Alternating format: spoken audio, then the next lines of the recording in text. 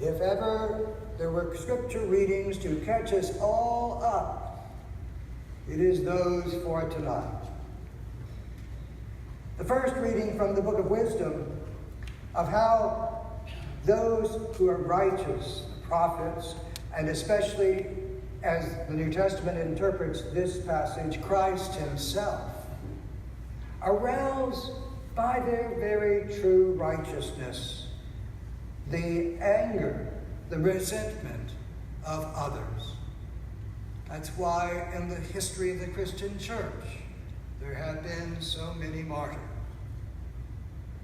But it caused me to remember an incident in my own life, hardly exemplary like the martyrs or anything of the sort, but an example of this very thing that reminded me of the words spoken here.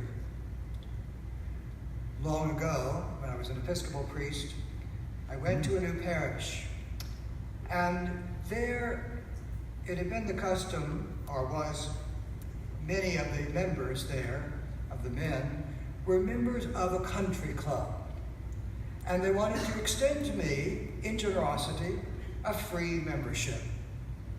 There was just one little problem, and that was that this country club did not accept as members anyone who was a person of color or anybody who was Jewish.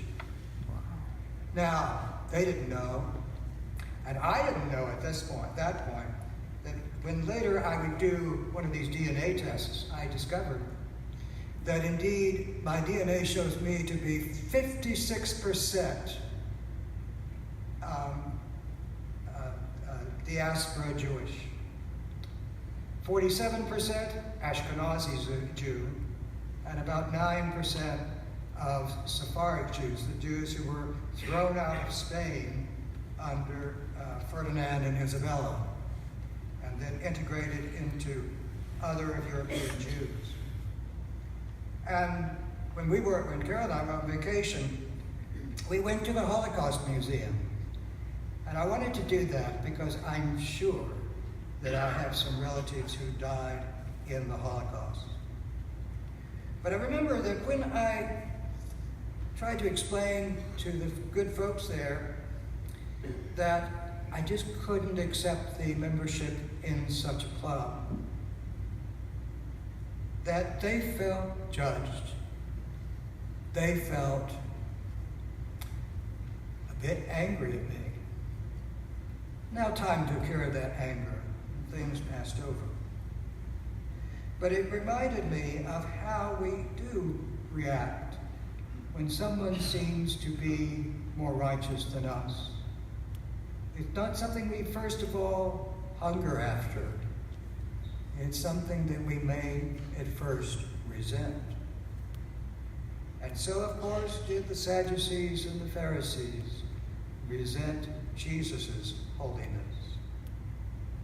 And so had people down through the ages felt judged to the point of putting to death many Christian martyrs over the centuries. But then it gets a little closer to home, doesn't it? In that second reading from the letter of St. James. That sounds a little bit more like all of us, where it says, where jealousy and selfish ambition exist, there is disorder and every foul practice. Where do the conflicts among you come from? Is it not from your passions that make war within your members, within yourself? You covet but do not possess. You kill and envy, but you cannot obtain. You fight and wage war. Certainly, there are those wars, in any group of people. You do not possess because you do not ask. You ask but do not receive because you ask wrongly, to spend it on your passions. Our focus so often, you see, is on ourselves, not on the well-being of our neighbor. The Lord taught us to love our neighbor as ourselves, and especially within the Christian community.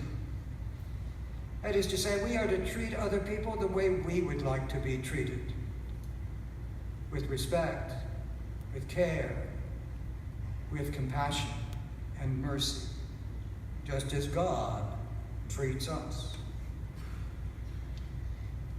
But then, going either a little bit closer to ourselves as well as to the disciples is the gospel reading. Jesus is telling them that he will be killed. He will rise again, but he will first be rejected. And they come to the house, and he asks them what obviously is a very embarrassing question for them. What were you arguing about on the way? And Mark tells us they were arguing about who was the greatest. They were not concerned about what lay before the Lord himself.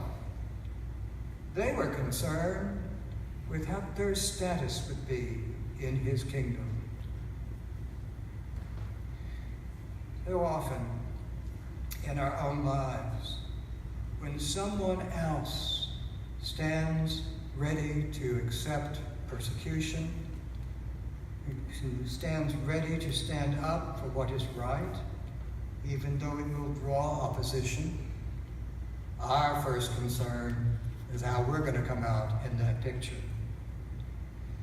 All too often, those kinds of disagreements, those kinds of agendas happen in even Christian communities, as it did among the disciples.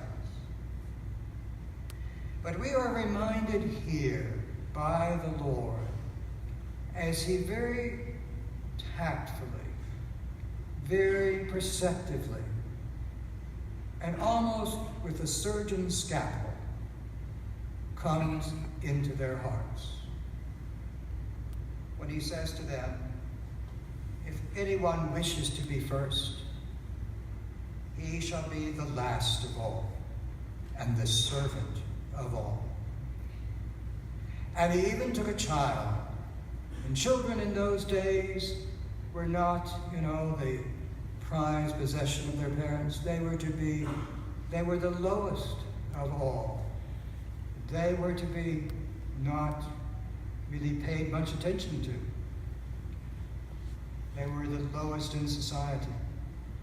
And so he takes a child, a defenseless child, and embraces him. And says, if anyone accepts a child like this, they are accepting me. And not just me, but the one who sent me, God himself. Indeed, he teaches us that we are to mirror that kind of humility. That our life is not about us, it is about God.